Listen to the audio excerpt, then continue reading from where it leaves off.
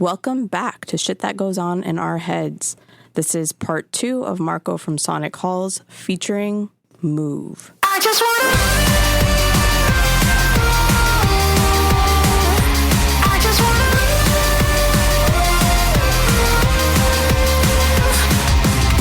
go crazy, no way out. I'm shaking up right now.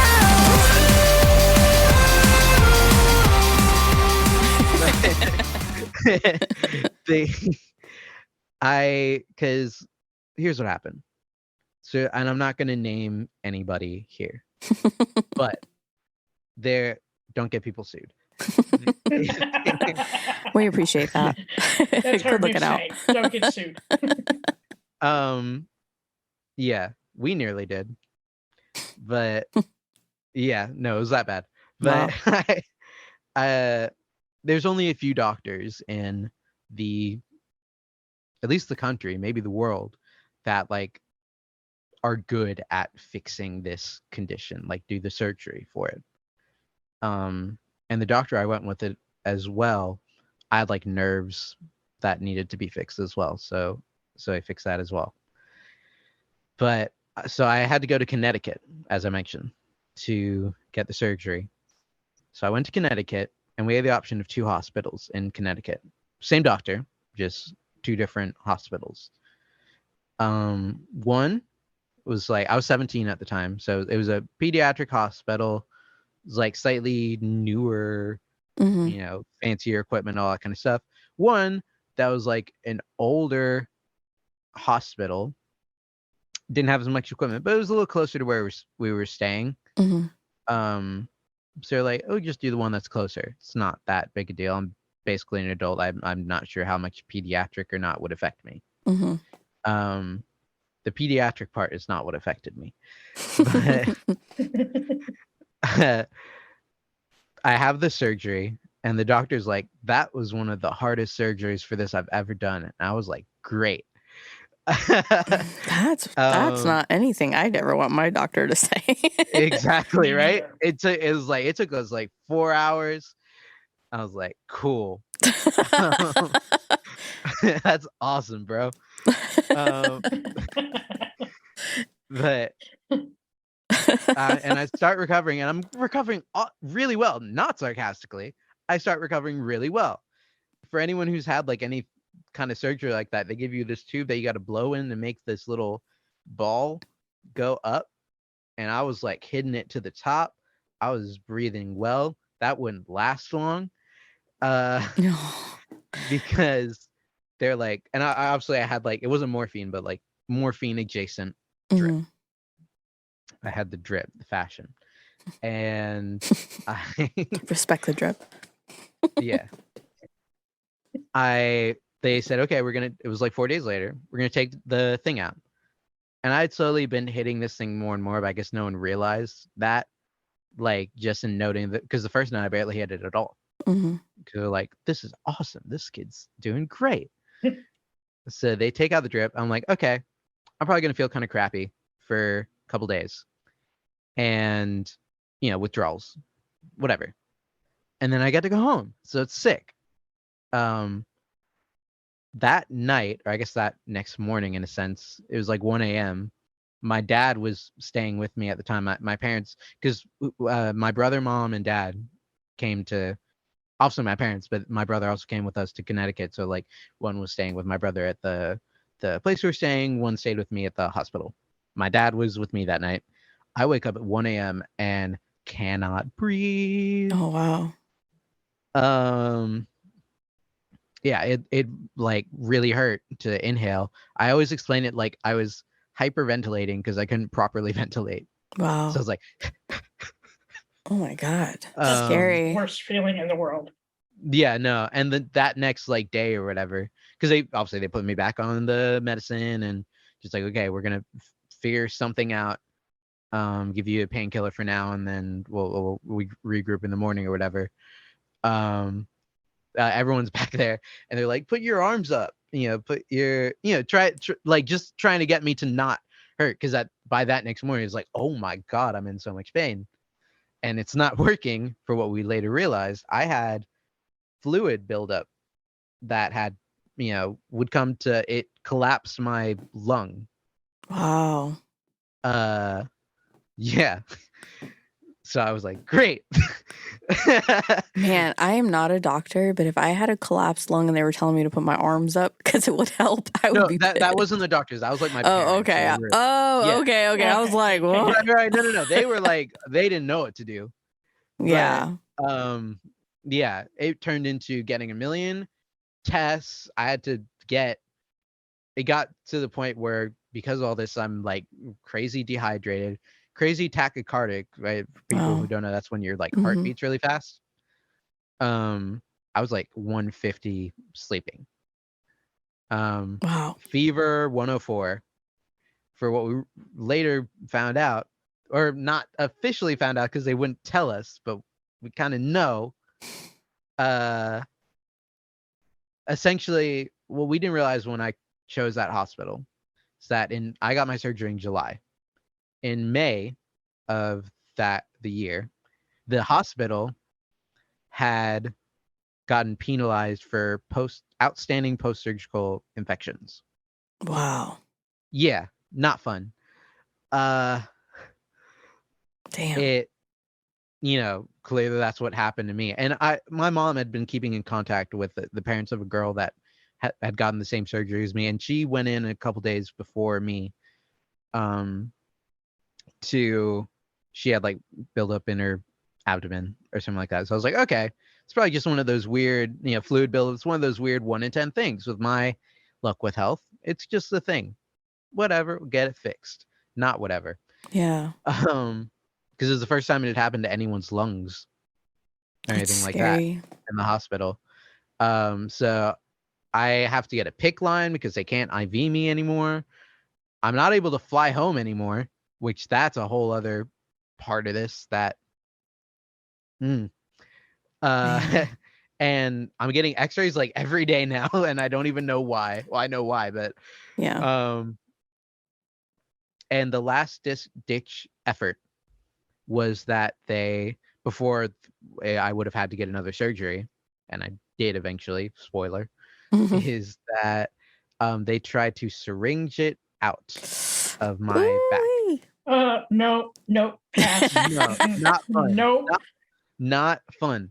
It and I'll quick side story just with that. Obviously they're sticking a needle in your back and it's gonna hurt. So it's like they give you a numbing thing. So the doctor is like, okay, this is gonna sting, but then hopefully you shouldn't feel much of anything. So they put the thing in my back, stings. I'm like, and then I'm like, okay, but it should be fine. They get the syringe needle and stick it. And I don't know if it hit a weird pressure point with me or something, but it felt like it, because he was like going slow and everything. What this felt like that. Oh no. It was like one of the worst pains. And I like jolted like this. Oh no. Obviously with a needle in your back, you're not supposed to do that. Yeah. But, I was like, that hurts so much. So they're like, okay, we're gonna do another numbing, which hurt again, but somehow far less than the other thing. The other thing hurt, and they weren't able to get anything out. And whoa. So they wheel me back to my room, and I have a breakdown, which I had been having daily at this point. Yeah. Looking cute, crying. And once again, another thing I hadn't realized that I'd been having throughout this whole ordeal, or rather once my lung problems started, is, by the way, I had gotten moved to the ICU at this point. Apparently I had a first ICU room and then a different one. I don't even remember one of those rooms. Yeah. So the whole thing. But they had apparently sneakily, like when I was asleep or they'd take them outside or something, they'd talk to my parents and be like, this is like happened to him before, right? This is like the gaslighting begins. Exactly. And they're like, no, idiot, we would have told you. They're like, but are you sure? I think we've seen you here before for this. No, just kidding. Right, exactly. It's like, can you just look into this camera and tell us? Across the country before, right? Yeah. And so after I had the whole syringe fiasco and another random X-ray, which I don't remember why. But I come back, I'm crying, and the pain doctor, who I don't remember her name, she came in. I'm like composing myself. I'm also obviously like on a bunch of pain meds, so I'm like drugged up the whole time. So Yeah. I'm not coherent. Yeah. She's like, okay, Marco, I know this has been really hard. You got to tell me this has happened before, right? Wow, so sketchy. And I was like, what? I don't think so. What? And in my head, because I'm like, whatever's like, has it? I don't even know anymore. Wait, you were underage. Were your parents in the room when they were asking this? Yes, they Oh, were. okay. Sorry, Yeah. I went lawyer brain for a Everyone second. was there. It was a family event. Family gaslighting event. They're like, we need to get the whole family, get all the birds with one stone. Here is love. Yeah, were they? Yeah, everyone was there because my brother had to end up flying home because it lasted that long. It was meant to be like a week. It was like a month. Wow. Yeah. So apparently I had to get another surgery. Yeah, it was called mini thoracotomy. Where, essentially they went in here and got everything out. I had drainage tubes, which was the worst. Not because they hurt, they were just inconvenient. And you were how old when this happened? 17. What the hell? This is the third surgery I've had in my life, because I had one before this whole thing in like 2016. About a completely different issue. But and other little procedures here and there, but like, and we're talking like actually they cut you open type things. I see your eyes. G-Rex is she's having a hard time with this. Welcome to my life. I can't even laugh about it because, man, Dude, please do. There's so totally- many funny stories about this whole thing. I'm just telling you the sad part. We'll get into the funny hallucinations. I mean, I just feel horrible for you. Like, you're 17 years old. You got to go through all this shit because people can't get their shit together. I mean, like when I was in the hospital, so I had a hysterectomy. I accidentally overdosed myself with the morphine pump. Oh, yeah. They had to Narcan me twice. Holy oh my God. shit. Yeah. I was lucky in the hospital in that regard because the thing was had like a timer. Mm-hmm. So it's like I could only do it however many, like, once an hour or however much it was. I forget how long it was between, but so like, but at the same time, fast forwarding a little bit, after I had to, because the first surgery was like it was glue, so it's like in theory it's as opposed to like stitches. Okay. It's like surgical glue. Yeah. So it's like, in theory the aftercare is just like, okay, you have the bandage on for a bit, and then standard don't lift heavy things. But the second surgery I had staples, so so I had to stay a few extra days to get my staples taken out.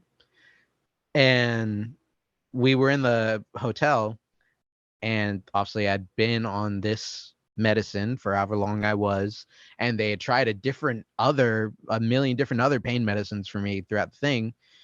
And what I didn't realize were withdrawals were happening as I'm trying to wean off. So it was that scary moment of, luckily my parents were there and we had this realization all at once. It was like, they're like, Marco, it's dangerous, be careful. And I'm like, I yell, just please, someone just give me a pill. And we all just stop. And like, oh, okay. Yeah, no more. Yeah. So yeah. So in terms of the people not having their shit together, once I was having this surgery, the second surgery, I did this as if I realized the podcast. He's pointing to his side. Yeah, pointing to my scar. And my mom gave that pain doctor an earful, apparently. Yeah. I wish I could have seen that, because my mom is not someone who gets overly like loud mad. Mm-hmm. Obviously, when she needs to, she can get stern, but like I am so curious to how that conversation went. She went mama bear mode. Yeah, and apparently the doctor was just like, I'm so sorry. Sheesh. He's like, please, I didn't mean it. And I am not even sympathetic at all. Like, I'm like, fuck that doctor. dude, I don't I'm even know like, who it is. Like, no. flip all of you. Yeah. Yeah.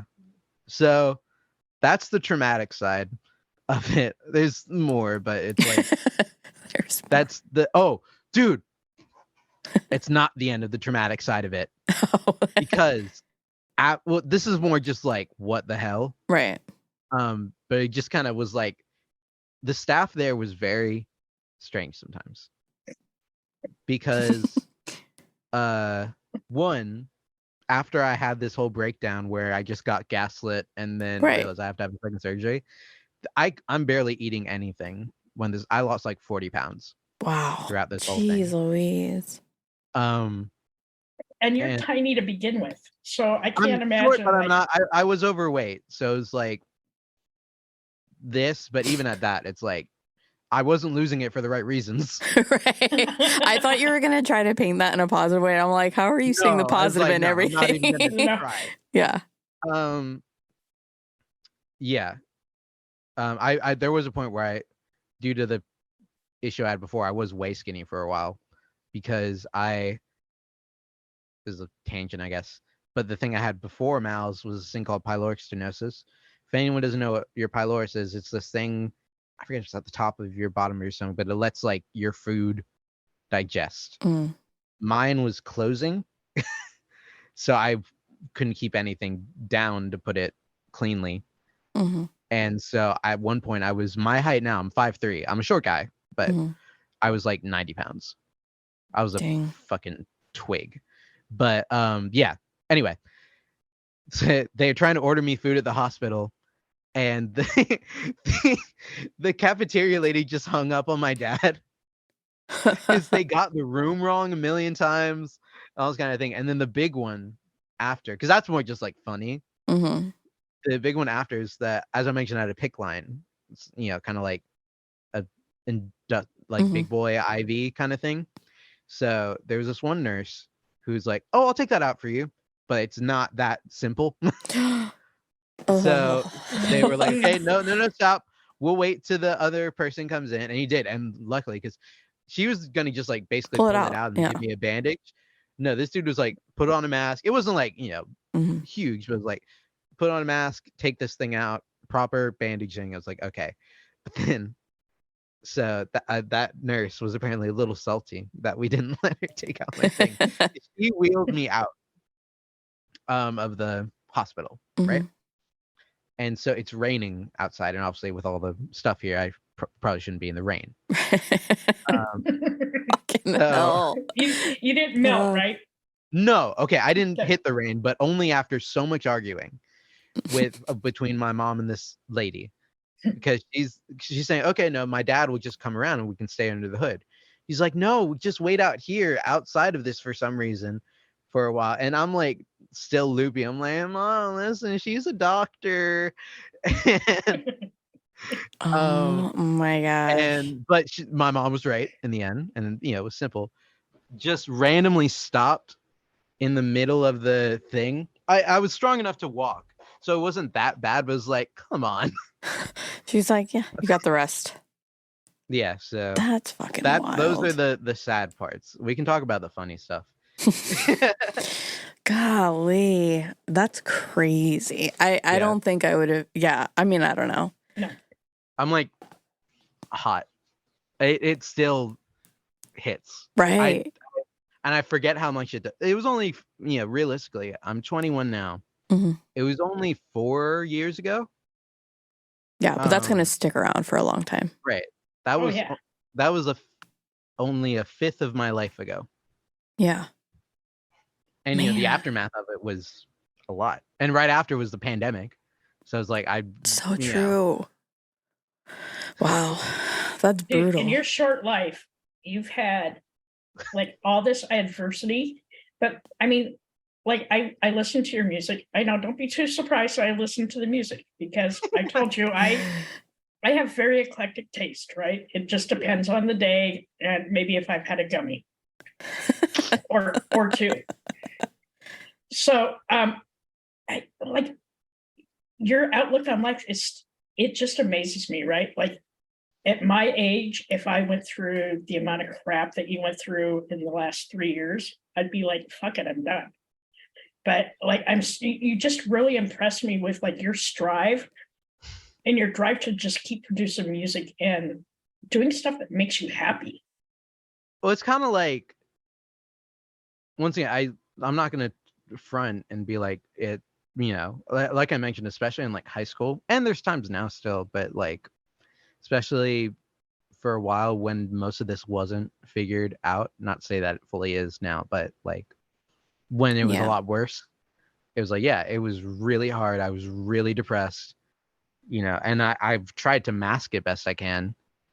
And it's a weird complex I have sometimes, because I am naturally a very energetic person. That comes across in my music, and I try to have a very positive outlook on life. But there was a time where I didn't, but try to act like I did.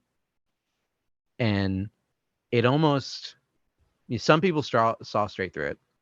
Yeah. I think my really good friends did, but there was a time where it's not on YouTube anymore, but I had put out a song. I don't even remember at this point, but it was a song about my depression, that kind of thing. And I talk about, once again, trigger warning, but I talk about kind of suicidal thoughts within it. And I sent that to like a couple of my friends, being like, hey, here's the song. And they're like, that's a good song, man. I was like, oh yeah, it's what I've been going through. Like, whoa. And I was in a group chat at the time, and this one dude in the group chat who kind of didn't like me. And even this, I'm not going to name him, but this dude now is, he's cool. But he was like, what? I call bullshit. There's no way. Ew. Oh, no. That makes me so mad. Yeah, he was like, you put on these aesthetics and you want to be emo, but you're like the bubbliest person I know. And I was like, I'm gonna be real, I mask a lot. Yeah. Marco, I can identify with that because that's me. So how I grew up, right? We were taught to stuff all our shit as far down as we could and not talk about it. And Dirty Skittles, she knows. Like I put on the happiest face in the world, but on the inside I was dying. And so I wanted to know from you, do you think that your music was your way of finding your voice? Because for the longest time, I couldn't find my voice or my footing. I was talking about this today. Because even now, it's something I'm growing past, but I have issues still where because of everything I went through and everything I essentially, put my family through, realistically, I spent, not because of them, I'll caveat this now. They were all amazing through all this, but because of it, I felt like a burden for most of my life. And through that now, especially with like my social media presence, which is me, let me be clear, but like anyone, you put on like a certain face that you want to present to the world. And it's only now that I'm starting, and it's even like baby steps for me, where it's like I'm very overly apologetic for myself a lot of the time. It's like the same, especially because of all the stuff in school. I had to be extra. If I was in physical classes, I had to be the goody two shoes, fucking, as best grades you can, or else I didn't get the leniency I needed. I would, I'd still be in, 10th grade right now. Are you doing anything besides music to help with those feelings? I go to therapy. It's something I've had on and off, and because I have I talked to you guys earlier. I think I went most of my life with undiagnosed ADHD. So I have that thing where it's like I forget. It's like someone says, "Hey, you should look into this." I'm like, "Yeah," and then 3 months later, it's like, "Oh, what?" Right. And then I'm like struggling. But I am currently now seeing someone, and that helps a lot. But it's just that thing of like trying not to over apologize for being happy and fun and nice, but also being willing to be like, I like being sassy to people. Yeah. And just like making random jokes, or even just from different aspects of my life. I'm queer, so, Mhm. and at least fluid within my gender and that kind of thing. So that alone already creates a complex. But even just like how much I'm willing to talk about that, how much I am. It's a weird thing, because of things like that, especially, and even like once again with my personality, that kind of thing, it seems so inconsequential. And it's things I'm either passionate about or think, yeah, this is cool. These are, if this was anyone else, I'd say, yeah, speak your truth, or just be you. It's awesome. But when it comes to me, it's like I feel very afraid of like, well, yeah, but what if these people in my life don't like me? What if fucking business people are like, that's not how you should act, even though I work in the music business. So it's like, what? But it's just that thing of like being willing to put on your real face, or even just like the Mhm. not hi face, Yeah. right? That's what Clunk is about. If it's that, in a way it's about a performance persona, but it's also about being like, screw you, I don't care. Yeah. um and not even in a mean way, which is I guess weird in the way I phrased it. But um No, I I'm sorry wanted I kind of rambled on about that, but it no, don't essentially, apologize. yes, there's a lot. I wanted to say something earlier on where I want to thank you for being vulnerable, but more than that, like I appreciate that you admit to wearing a mask sometimes, because I think a lot of the guests that we've had in the past and people that we, just know in our day-to-day lives Yeah. that go through therapy and kind of work through that trauma, there's almost like this closure, but I feel like there's not always closure, right? And like we're human and we're complex and it's beautiful and it's not anything we need to apologize for. And Yeah. I think you just opening that up, that not everybody is going to have it all figured out, but we're going to present the best way we know how, right? Like Yeah. just opening up that discussion. I want to thank you for that, because I don't think anybody that Yeah. we've talked to in the past has ever said like, well, No. And obviously that's not to say everyone has faces they put on for different people. It's like you act nicer and more innocent around your grandma than you do like your best friend, well, not my right? grandma. No, just kidding. Yeah, no, I know what you're saying. Yeah.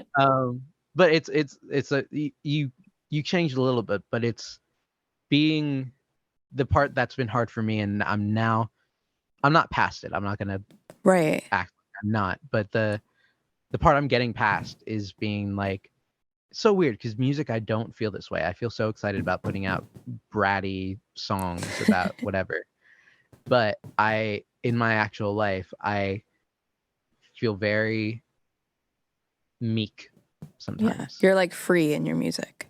Yeah. And then it's a whole thing where it's like, that's how your friends see you.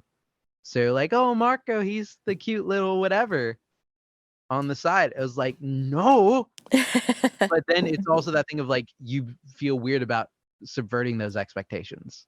Mm. You get lost in, this is a song. I need to stop saying this so I come up with lyrics. But jokes aside, it's like, it's a whole spiral. Yeah. And I fall into it a lot. My brain goes in when I think about a topic that freaks me out. It's just like down, down, down, down, down, down, down, down, down, down, down, down, down, down, down. Like you fall down the rabbit hole, Mm-hmm. which in some ways creates cool things, because it creates these fun little interesting thoughts that maybe you wouldn't have had before. But it also means that it brings out a lot of insecurities you have about whatever topic. Yeah. I love just in general when people can make art out of something ugly or something not as put together or something that you would never want to show somebody. You know, like I really, for me, that's where my favorite art is when I can either hear a piece, see a piece that is absolutely just breathtaking to me that somebody can do that. So one of my favorite songs I've put out, it's not on like Spotify, but it's on SoundCloud. It's a song called Pretty Boy. The hook of the song is the pretty boy that ain't pretty. Yeah. It delves a lot into, I guess, vanity in a sense, while also being heavily insecure. And it goes into everything I just said. It's the obviously a lot of songs about like, I'm worried about my fucking hair or whatever, but it is also about like walking in trying to be like, oh, he's so cute, but also I'm like really fucked up inside. You're just complex. You're complex. Yeah, you're not fucked up. We're complex beings. No one's just one thing. We're not just Muppets in this world. We don't just like cookies. That's true. Well, I do just like cookies. But that's not your only facet. But I just love your perspective on life and like all the shit you've gone through, and you're only 21, right? Mm-hmm. I can't wait to see, where you're at 10 years from now, because I get really excited. Like I want to see you again in a year. Yeah. And see where you're at. Like, what have you done? It's like check-ins. You're like part of the family now. Yeah, you're part of the family. Lights go down, all eyes are on me. I spin around, do you like what you see? Better watch out, cause you know that I'll be jumping like a punk, make the beat go. It's okay to be not okay. Just make sure you're talking to someone.